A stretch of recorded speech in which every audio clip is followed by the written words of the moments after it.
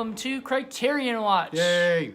I'm your host, Jonathan Moody, aka the Blu-ray Hunter, and I'm with... Paul Presenza, known as the Moo Cow. All right. This was Paul's pick, so he's going to talk about it a little bit more.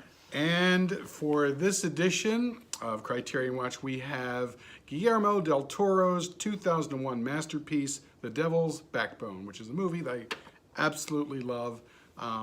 It's kind of a creepy ghost story set in 1939 at the end of the Spanish Civil War in the Santa Lucia orphanage. It's kind of in the middle of nowhere, and just all sorts of great creepy things happen. And it's sort of a ghost story that you don't quite expect.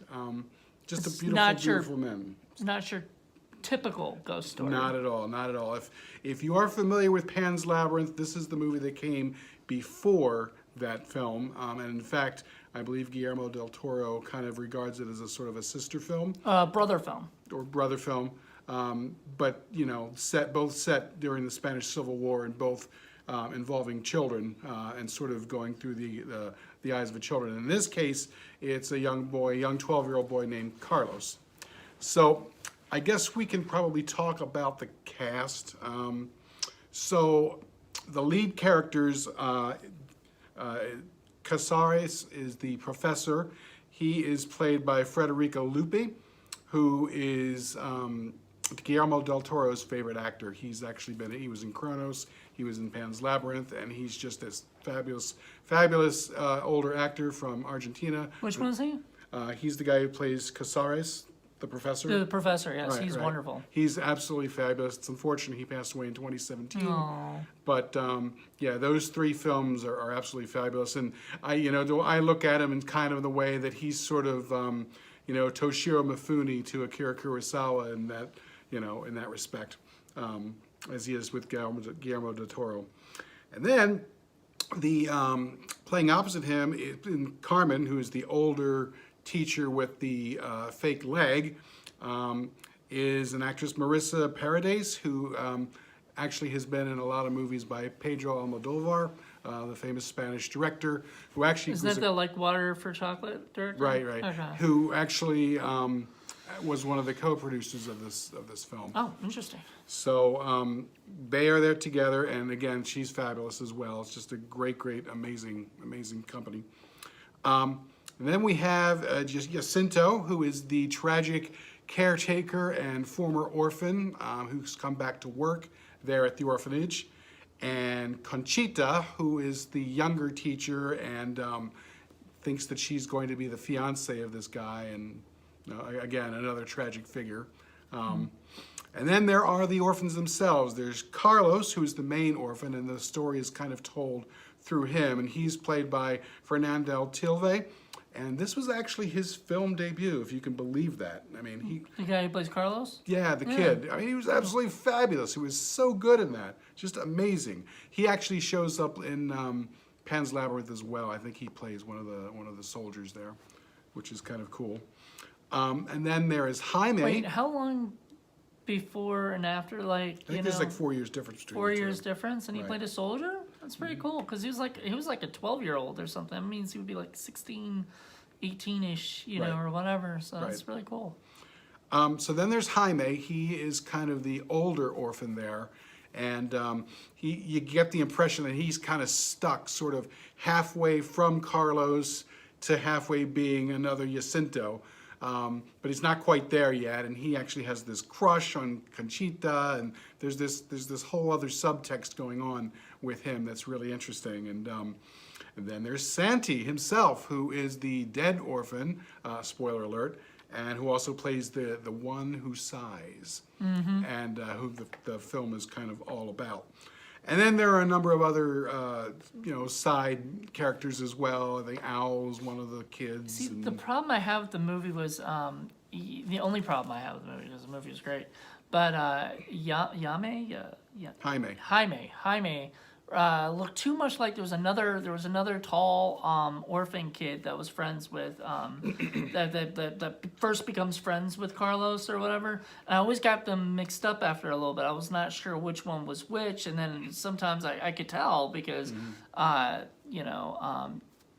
Jaime is a little bit more involved in the story, Right, and stuff. he's taller and thinner, and then the friend has more sort of pronounced front teeth. That's how I was able to tell them Oh, apart. okay. Because I don't know. First, after a while, I started going, which one is that? And then Right. you kind of like realize that Jaime has like more of a storyline Right, than any of right. the other kids do. It's pretty amazing, actually. Yeah, considering he's the one who's kind of at first is at odds with Carlos Right, and right, right. stuff, and you can realize that they don't, he starts picking on him and There's a treating him lot of badly. stuff set up that, things kind of turn around. Nothing is quite exactly what you're, set up to think initially. And Carlos throughout the whole film kind of like shows Jaime that he's not like the other kids. He's Right. he's not chicken shit. He's not afraid of anything. Right. But and he's not afraid of anything at all. Like he's not Right, even afraid right. of this ghost really. I mean, other than he just doesn't Well, want the ghost to- sometimes he is. When it gets really, really close, he thinks the ghost is trying to kill him. Right, and that's No. what he thinks. He doesn't think that the ghost wants to like help Right. anybody. Again, you're set up to think one thing, and then the movie turns around and does something else. It's By the great. way, spoilers. If you have not seen The Devil's Backbone, please don't watch this because we're going to tell you pretty much everything Yeah, involved. I mean, there's no way you can talk about it without talking about what happens in the film. Yeah. Otherwise, to say, you have to actually see it, because talking about it is one thing, but actually seeing it is just amazing. And you've mentioned it during the film. I mean, there are just some absolutely beautiful shots during this film that I mean, they tell the story better than the dialogue or what's going on, what's actually going on. It's amazing. So yeah, I mean, Guillermo del Toro was just right on his A game with this film. The way it was shot, the way it looks, the music, everything about it is just absolutely amazing, just astounding. And then the way it was written, the way everything is bookended and everything comes together, the interaction between all of the characters completely makes sense. All of their motivations are layered. These are not one-dimensional or two-dimensional characters. They're all fully fleshed out in their own individual ways. It's just a really, really fantastic film. I hate to say over and over, but that's just one of those things. So I guess we could talk a little bit about the plot. So Carlos is this orphan. He gets dumped off at this orphanage, and he's trying to fit in. He's very much a fish out of water. Doesn't want to be there. He doesn't know that his dad's been during the Spanish Civil War, and they don't bother to tell him. They They never tell No, him. they That's never a tell him. horrible thing. I Like, know. you would think like at some point somebody would say something, but they just Right. kept that like It's completely. one of the many layers that's in this story. So like the audience knows it, but he doesn't. Right. And like you feel bad for the kid the whole time. Like, why won't somebody go and freaking tell him this information? Yeah, well, he ends up soon having other kinds of problems. So he pretty much right off the bat starts to see ghosts and starts to figure out that there's definitely weird stuff going on. There is a bomb that has been dropped that's just sitting right in the middle of the courtyard of this orphanage. It didn't go off. I guess they said that the bomb squad came and diffused it, and it just kind of sat there because it's big and heavy. But it plays a role too. It's kind of its own character, which is kind of cool. Yeah. It's really neat the way that Guillermo del Toro writes that in there. So he has to kind of try to fit in, and as we mentioned before, he bumps into Jaime, who doesn't treat them well, and then none of them get treated well by Jacinto, who's just a jerk, just an irredeemable, horrible person. But we have to explain something too, and something that I really like that added some layers to it. So this orphanage that they're all at has been going around for a long time, and there's a little bit of a backstory and a little bit of a character to that too. Yep. But Jacinto was one of the oldest orphans or whatever that was in there like at the time. And he's been having some kind of seedy like relationship thing with the woman who runs the orphanage. Carmen, Yeah, right. Carmen. Also, he's been having a relationship with this other woman that's I'm not sure she was ever Conchita. an orphan. Conchita, she I was don't ever. think so. But she works there as well, and then there's this other like lady that works there that Alma that barely ever like you see her like a couple times.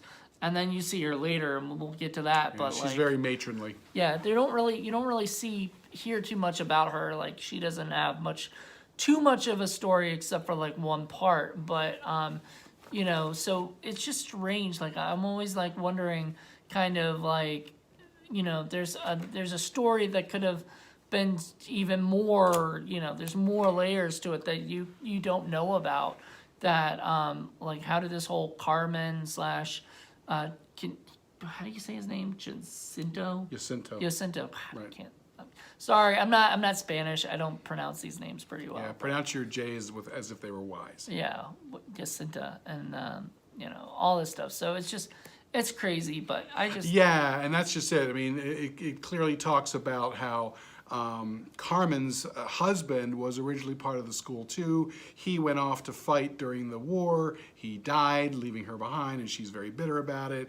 Meanwhile, the professor, Casares, obviously has a thing for her and always has, and she understands it and she appreciates it. On the other hand, she kind of likes young bucks who can, you know, get her all worked up because, you know, I guess that's what happens. And so she's ashamed of it. She doesn't like it, but the fact is Jacinto, you know, it functions very much like her leg. She talks about how she hates her leg and it always pains her, yet she needs it to stand up. And that's kind of what Jacinto's role is with her. You know, she doesn't like him, she can't stand him, and yet she needs him sexually at least in order to function like a normal human being.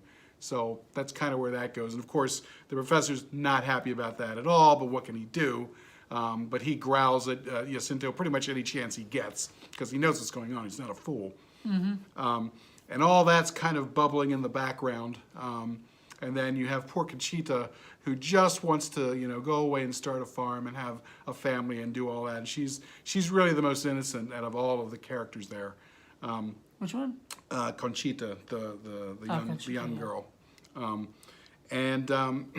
So yeah, so they all have their interplay between all of the characters, going between all of this other stuff with the ghost, and you know, Santi had his own thing going on too with Jaime, and then you find out that backstory, and then you find out the reason why Jaime is the way he is, because he saw what happened to Santi and he didn't do anything about it, and he's felt cowardly after that, and you know, that's just it. When you get kicked around, you start to kick other people, and you know, it's that sort of a thing. Yeah, and the one thing I just didn't understand, and I mean, maybe this isn't a commentary, or maybe this is something you've understood after watching it more than one Many time. times. I've only seen it, like, this is my first time seeing it, so it's always interesting for me to ask questions about this stuff. Sure. But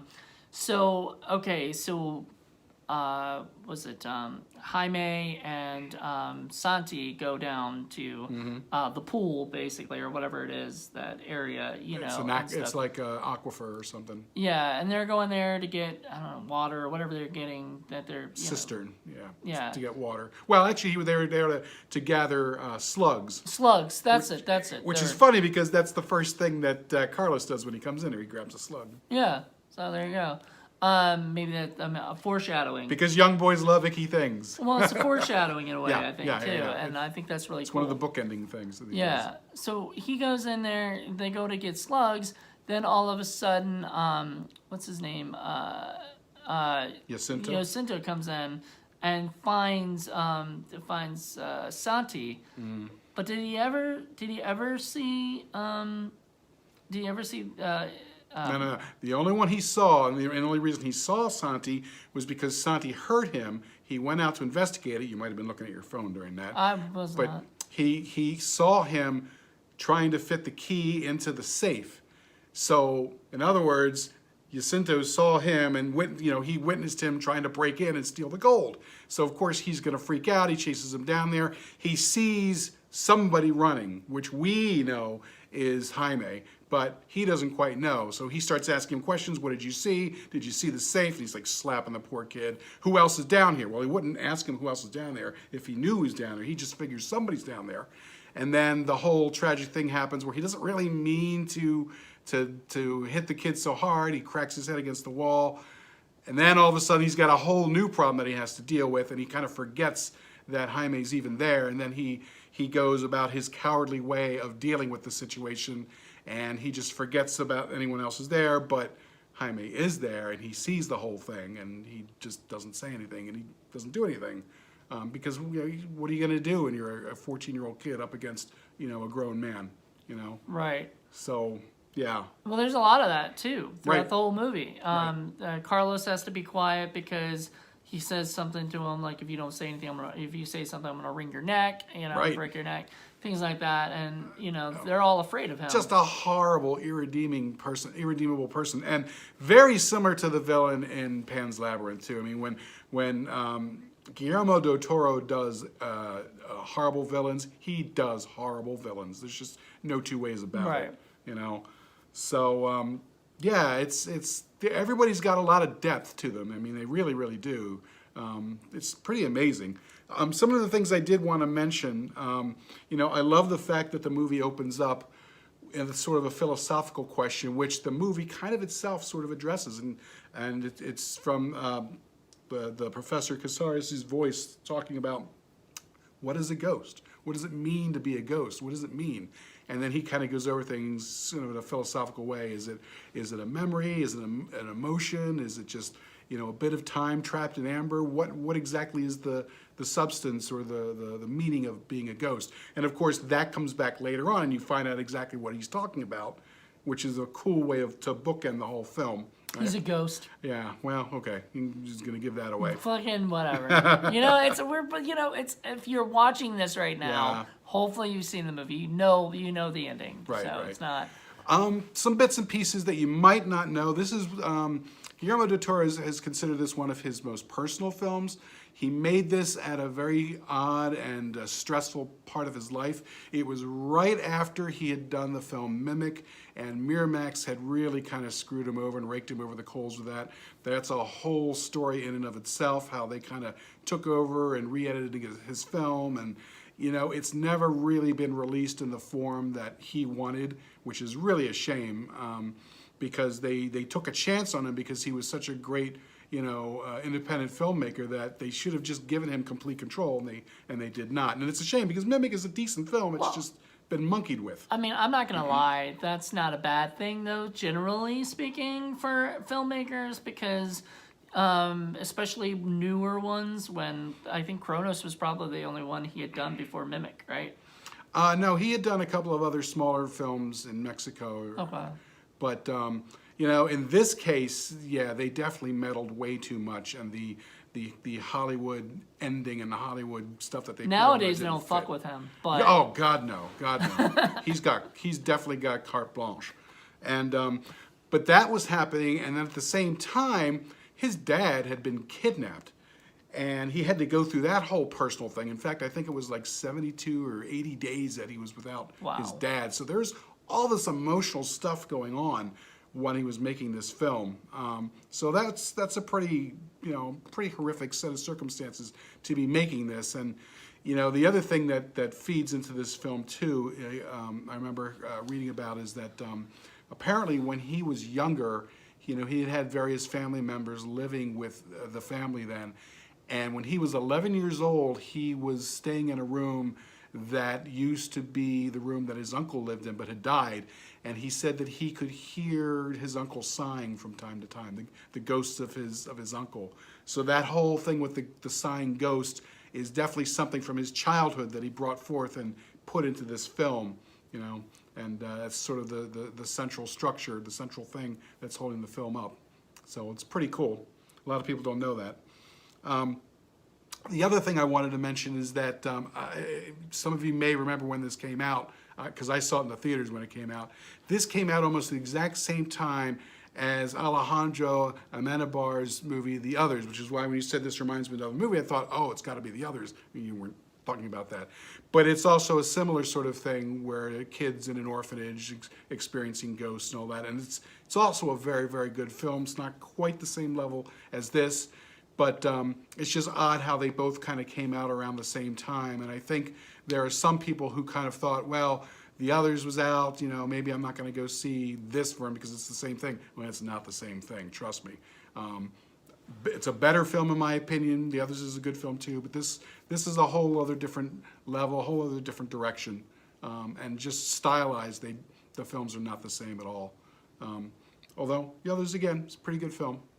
So that's kind of would you interesting. say The Others is the other? Yes, it's the other that came out at the time. Yeah. So yeah, that's I guess that's about all I wanted to say about it. Other than it's one of my favorite films. It's the visuals are amazing. I love the way that you see things. Like at one point, I know Santi was coming over, and the kid's kind of backing away. He's not really sure what to expect, and you see him going from the shadows into the light as he's passing the windows. And every time he goes into the light, you see that his skin is transparent. You can see his bones and his skull and everything. Yeah. And then it goes into the darkness and it fades away, and then it does it again, and it's just creepy as hell. And then I love the suspended blood and then the suspended water bubbles. You don't really know what that is at first. And then, of course, as the movie goes along, you start to see what's going on. It's really, really cool. And it's not just a visual thing, because at one point, Carlos is trying to talk to the ghost, and the ghost vanishes, but there's like this little cloud of blood floating there, and he goes out and touches it. Yeah, and it's on his fingers. It's like, oh, shit. Oh, my goodness. I know. Oh, that was a creepy scene. I liked it, though. There's a lot of creepy scenes. It definitely had that. It had a feel of like being a ghost story without being a ghost story. A typical, like, this isn't like The Conjuring or Insidious or any of those movies that are out This is not like a today. jump scare movie. This is not a jump scare movie. In fact, I don't think there's any jump scares. I think there was one. The part where he's hiding in the closet and looks out the keyhole, and all of a sudden the kid's eyes right there. Okay, yeah. Okay, there was that one jump, and that was actually. But problem is, I saw it coming, But I don't think that was like.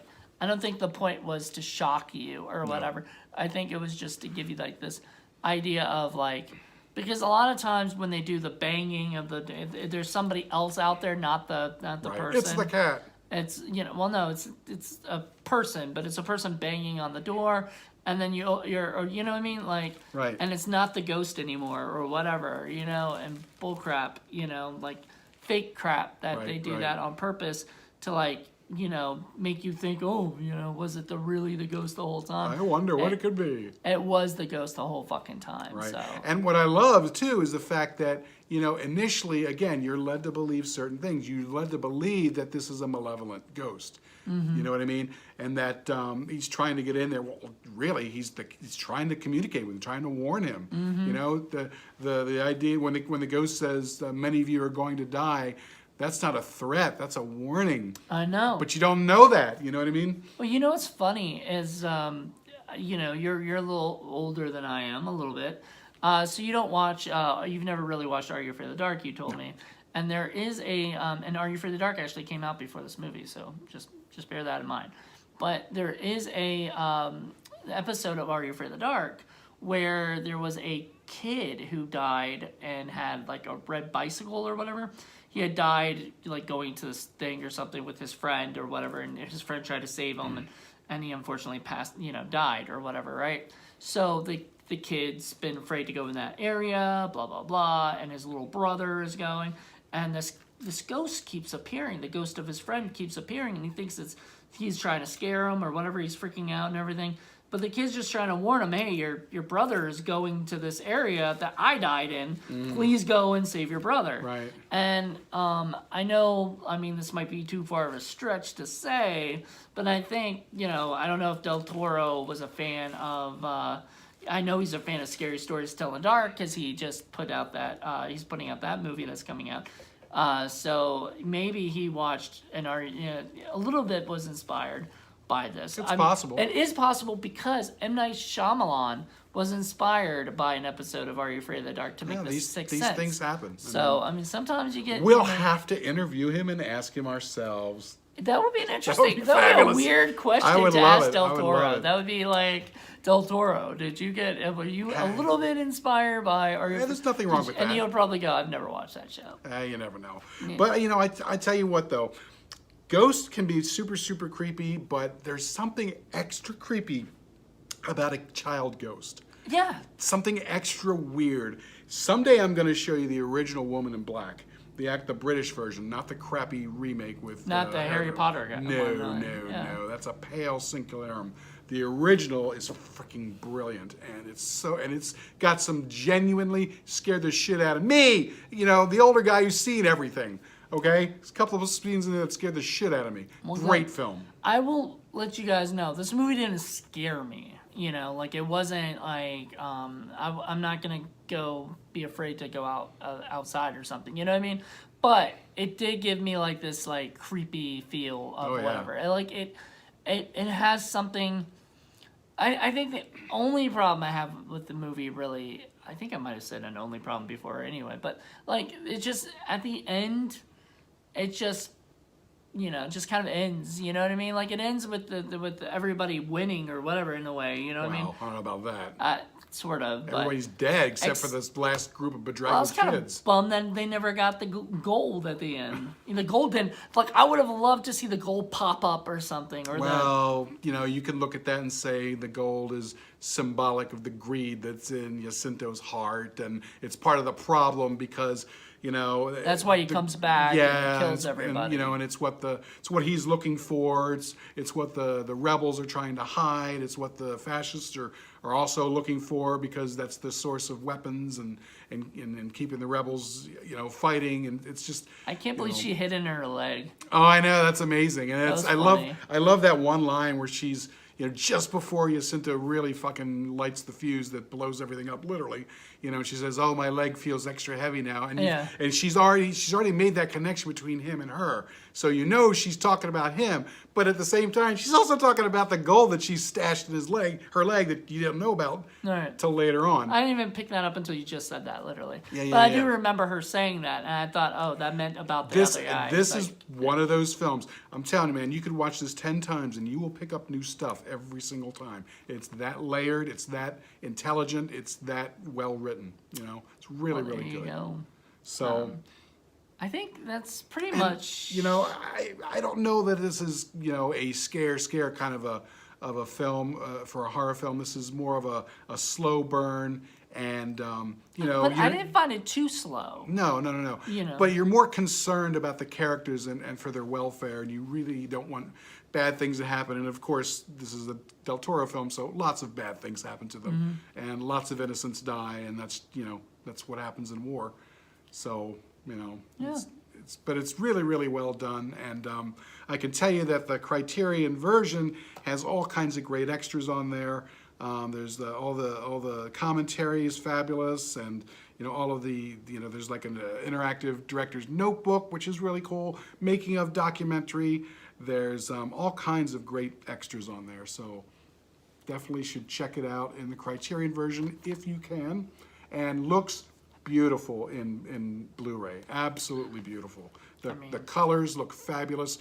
The blacks are just deep and black.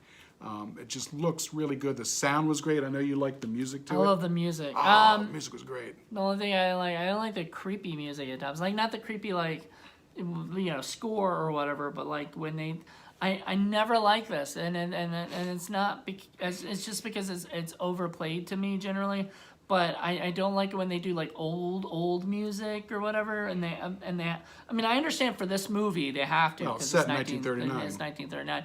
But the old school, the old music or whatever, where it sounds like it's you know, you see it in like Jeepers Creepers or something, where they put that old music, and then it's just overplayed. But I guess in this movie it's okay because it's set in that time, and it's appropriate kind of for music, the period. yeah, appropriate for the period. But it's, you know, and that was the thing. Like, I wasn't sure what year it was or whatever, and I didn't know anything about the Spanish. Was it Spanish? Civil War. It was Civil War, so I didn't know anything about that. But it was really well done. I mean, you know, I would have thought in a way that this was, you know, other than the fact that it was shot in color and it was, you know what I mean? I would have thought that it's that time everything period. is period appropriate. All of the props, the vehicles, the guns, everything looks spot on. You know, it's really, really well done. I mean, if you've ever seen like Farewell to Arms with, God, I forget who it was. It was Cary Grant or something. No, it was, I forget who it was, but that's pretty much the same period, the same thing. I've never seen it, but that sounds awesome. Okay. Yeah, I'll have to look Spanish that up. Civil War. I'll have to look. Farewell to Arms? Awesome. Yeah, look that up. But yeah, I think that's about it. I mean, I don't think we give ratings on this, do we? They wouldn't be here if I wasn't going to give it a 5-star rating. So I know. I think that's kind of how I look at it. I think that's gonna be the thing. I think we're only gonna show you like the movies we love. Oh, yeah, not absolutely. the movies that we don't love. Right. Now I will be doing my own reviews as well. You'll see that coming up next week. I'll be doing my own like little reviews of the like quick little reviews. It won't be this long of every you know what I mean, but it will be like little quick reviews of what my Criterion collection and stuff Right, like but that. we wanted to get back because we had done Seven Samurai, and that had been a while since we had actually done a Criterion. Yeah, so and even before then, we hadn't even done a review before So, then. So we were overdue. We're definitely overdue. So I'm definitely gonna do some more. I know. What you said, you might do some on your own, I guess, or something if you want. I had the time. If he has the time, he'll do. But we're going to keep doing more reviews of Criterion movies, so together. So Yeah. you get to pick the next film. I get to pick the next one. I have ideas in mind, but we'll see. Like I said, we're only gonna pick when we do it together. We're only gonna pick our favorites, Right, So that we want to like showcase or whatever. And it's always great when you can pick a film that the other person hasn't seen. And I mean, I remember you had said that you had gotten the 3-movie box set from Del Toro's. Well, I just assumed you had already seen it, and I was like, well, even though he's seen it, maybe he only saw it once or doesn't remember. And this is such a good movie that, like I said, you can pick up new things every time. But in this case, you hadn't actually seen it yet. yeah. So Funny this thing great. is, he's probably seen everything that I would want to pick. I wouldn't say anyway. everything. Maybe. So we'll see. We'll And see. there are some movies, I just don't remember at this point. Yeah. or Well, I've we'll seen try them also not once. to pick ones that are like 3 hours long since we're watching them here. Unless we have like a full day that we can watch it or whatever. But even then, I don't like those. Darn the luck. I know. Ugh. Yeah, we got so much going on. So We do, it's we not do. just this channel that we do. We do Indie Film Cafe. We do Blu-ray Hunt. Well, I do Blu-ray Hunt mainly, but he comes in and helps out with that. And then we also got our actual production company. So we've got plenty of things to do and stuff. So And this isn't- just to let you know, we're not all about just the stinkers. We actually do watch quality films from time to time. well, yeah, and that's the big thing of why we created Criterion Watch. And that's why we created all of this stuff. I mean, at least for me, again, as I've always told people, I love everything that's terrible and everything that is great. I just have no interest in the giant middle part that's mediocre. Just mediocrity doesn't interest me. Well, I guess the next thing, we've got a couple more things going on here. So we've got, here's this show is going to air on Friday. Then the next Friday we'll have, I guess we did our top 5. Oh, yeah, our top Criterion. 5 Criterion. So our we already collection. filmed that, and then I guess I'll do my review thing. So that'll be sometime in the week next week. I'll be putting that out. I haven't done it yet, but I will. And then like the reviews and stuff. And then what is it? After that, I guess we may do another one. I don't know. Sure. We don't know yet. Me- We're we're trying to get back and give you guys Right, more we're not content. going to allow several months to pass by Yeah, it without was- anything again. Sorry Just- about that. But Well, it's we just had been- we had stuff that we were shooting, and we had just a lot of and stuff. we may still do. I mean, we may have that pop up again. Mm-hmm. So we've got another big shoot coming up soon. So that may take some precedence over a lot of stuff. So we'll just see. We'll just have to get Jonathan down here during the week again. That would be nice. There you go. Maybe next week. There you go. we'll Hey, see. I'm ready. I'm always know, always ready to watch a movie.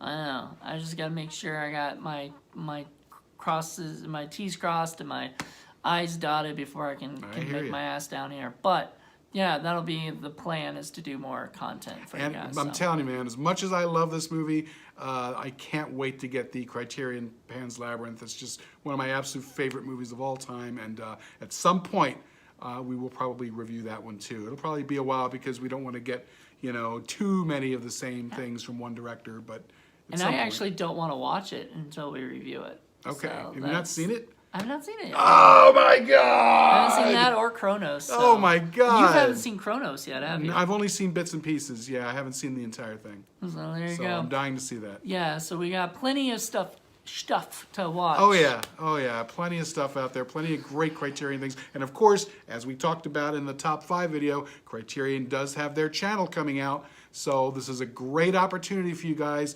to go ahead and join up, see all the movies that are out there, and if you're like us and we like to have the physical medium, you can pick out the ones you want and say, I want to buy this, this, and this, and this. That's right. I can say this right before they have their sale, so here you go.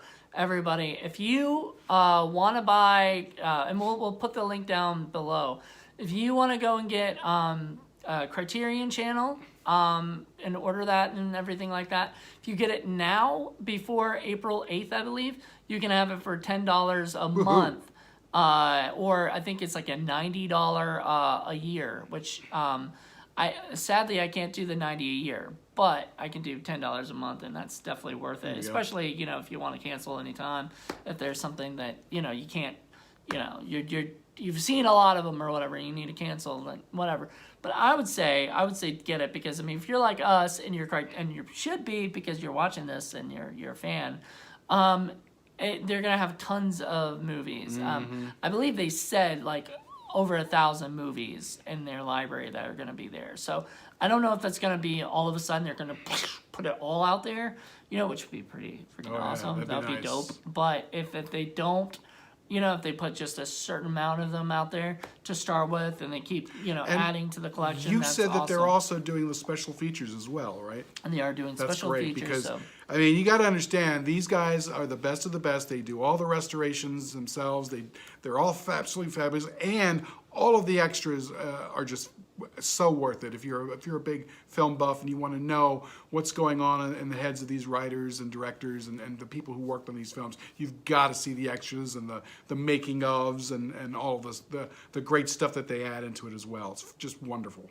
Also, if you're a fan of Criterion, which you should be if you're watching this channel once again, check out Daisuke Beppu's. I think that's how you pronounce his name. I mispronounced your names. I am so sorry. Oh, the gentleman in Japan. Yeah, Tokyo. Okay. He is a wonderful. He has like a huge collection, man. I'm jealous. I believe I've seen 1 or 2 of his videos. Yeah, I've on seen YouTube. a lot of his videos because the way that he describes everything, you can tell he loves it. Oh, that's great. And everything, and he has like this soothing voice just talking about it. So it's really neat. If you guys want to check his stuff out, he's got a million videos already. Maybe he's a guy we can talk to about maybe doing an interview with. Who knows? I would love to. If we great. could set up some kind of way to do it, I would love to interview him. Okay. So there you go. He would. So hey, Daisuke, if you want to be interviewed, let us know. But aside from that, thank you guys so much for checking this out. We are going to be talking a lot more about Criterion coming up, and Woo-hoo. Especially since we've got 3-4 months till July, till the big sale and stuff. Right. So like leading up to that, my plan is to watch all the movies that I haven't watched yet. That I own, that I bought without watching them. There's a million of them, like Breaking the Waves and On the Waterfront. Oh, that's a great film. The Tree of Life, things like that. Terrence Malick movies Love that Terrence I haven't Malick. watched. I love. I freaking love Badlands. Just an amazing movie. It's one of my favorites. Yeah, Absolute it was one favorites. of mine too. It was on Thin Red mine. Line's good too. Yeah. So and I've heard Days of Heaven's pretty good too. Oh yeah, Days of Heaven is good. Yeah, so I want to own them all, and that's my plan for July is to actually pick up all the ones of Terrence Malick I don't have, Thin Red Line, Days of Heaven, and I think that's it for those, and then The only one I haven't seen is the Pocahontas one. I've heard it wasn't very good. oh, I have that too, the New World, but it was filmed in freaking Virginia I know. and like Charles I know. City, so I'm sorry, I don't care how bad it is or not. My funny story real quick, just so I don't forget. So, when I used to work at a rug store around the time that they were shooting New World. A rug store, really? A rug store, yeah. I pulled rugs. And so you would pull the rugs, then you roll them up, and then you'd pull it off, and then you take them out, right? And everything. And so this lady comes in, to the store, and it's just me and my boss, and she says, "Do you guys rent rugs here?" And we're like, "I've never heard of that," but like they're like, "We're shooting a movie, and there's an apartment that's not furnished and everything, and one of the actors or staying there or whatever, and they like to have rugs to put down and everything." And we're like, sure, and stuff. So we rented out the rugs to them, pulled them out. Run a rug. So they came back, and one of them was a little afraid. It was a runner. And it was a little afraid because the girl who played little Pocahontas before she became an adult, her dog was there and chewed on the rug, right? So he knew he can just sell it to anybody, like if it's messed up. So my dad buys rugs from from my boss. That's how, like, my dad is best friends with the boss. That's how I got the job. He said, "Does your dad want a chewed up rug?" And I was like, "Tell him the story." So he told my dad the story, and we have that rug still in the house today. It is hilarious. You walk on it all the time. I'm surprised that when the guy brought it back, he didn't say, "Well, I'm afraid that it's a frayed rug, and I'm afraid you've bought it." No. No. None of that. No. None of that stupidness. All right. Anyway, but yeah, that was my New World story. So interesting. I do want to watch that at some point, probably soon, and just engulf myself into that. Maybe that would be one of the ones we do, since you haven't seen it, and maybe I don't know, I have to watch it first and find out if it's up there, because we want to make sure these are like pretty much like 4 to 5 star movie. If this is watchworthy, Right. The Devil's Backbone, and last we did Seven Samurai. We gotta do like the really good ones, Creme de la creme, the baby. creme de la creme. So So there you go. Devil's Backbone is definitely up there. The creme de la creme. and that is the beautiful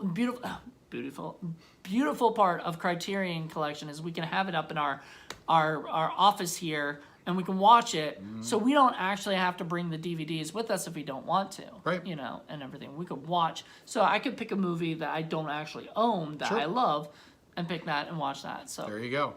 Although, I mean, at least in my case, I have to have them. I must have them physically. I plan to have them all eventually. Right now I have 50. So my plan is to get 50 more on Blu-ray. And I've got a couple on DVD, but I'm not huge into the collecting yet. I want to work on my Blu-ray collection first. Then I can dive into like Laserdisc and DVDs and all that other stuff eventually. But right now, just work on the Blu-ray. Get my Blu-ray collection huge. Well, time to wrap this up. Thanks for joining us here at Criterion Watch. Hope you enjoyed it. Hope you go out and see Devil's Backbone. It's definitely worth it. If you haven't seen it, go watch it. Definitely. If you haven't seen it, then I don't know why you just watched our video. There you go. We just Hopefully to spoiled the see shit our out of handsome it. faces. Oh, you just spoiled the shit out of it. There you go. So there you go. All right, hope you We'll enjoyed it. see you next time. Bye.